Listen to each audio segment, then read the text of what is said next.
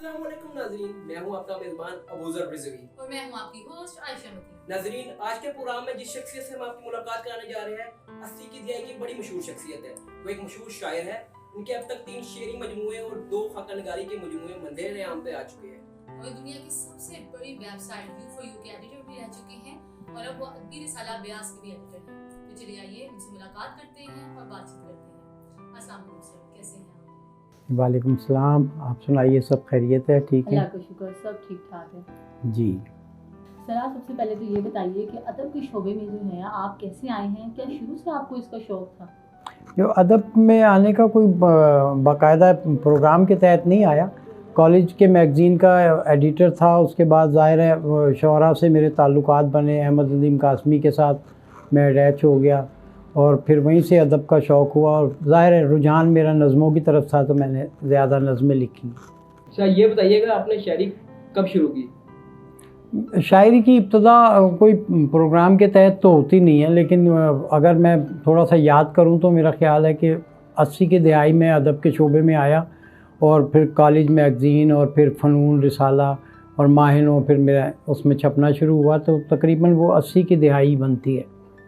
Sir ये जो अदबी सूरत हाल है इसके बारे में आप क्या कहेंगे? नए नए शायर आ रहे हैं जो टिकटॉक और यूट्यूब पे जो है बहुत फेमस हो रहे हैं। क्या सोशल मीडिया जो है ये अदब के लिए ठीक है, प्रमोट के लिए ठीक है ये? असल में अदब का तो ताल्लुक़ ज़्यादा कलम और किताब का है। सोशल मीडिया ज़ाहिर है आया है, लेकिन उस पर ज़्यादा अदब नहीं है, वो मजाक ज़्यादा है। और शायद उसकी वजह ये है कि शायर अदीब नौजवान जो हैं ख़ास तौर पे वो ये चाहते हैं कि शायद एक दिन में हमें शोहरत मिल जाएगी, जबकि अदब तो काम करने का नाम है और आहिस्ता आहिस्ता आदमी उसमें बढ़ता भी है, उसका तजर्बा भी होता है।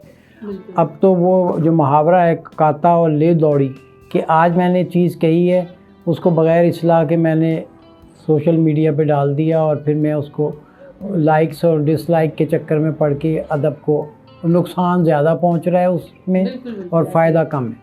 जी, मुझे ये बताइएगा जॉन एलियट से भी आपका कभी मिलना हुआ और कोई यादगार वाक़या उनके हवाले से?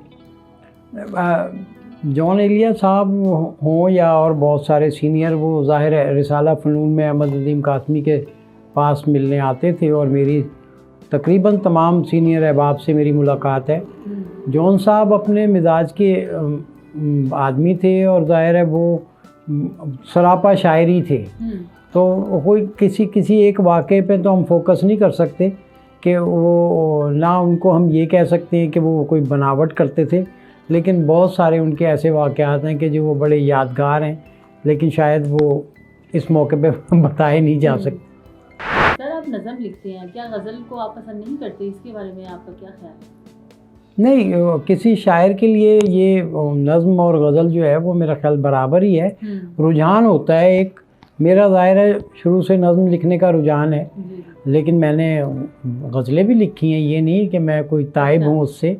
मेरे अब फ़रत अब्बास शाह और मेरे फैसल ज़मान चिश्ती ये करीबी दोस्त हैं जो ख़ुद गज़ल कहते हैं, तो इन्होंने मुझे मजबूर किया कि मैं भी नज़म के साथ गज़ल भी लिखूं और मैंने अब पिछले 1 साल में काफ़ी चीज़ें लिखी हैं नई। जी सर, नए लिखने वालों के लिए कोई पैगाम देना चाहते हैं और अपनी शायरी सुना दें?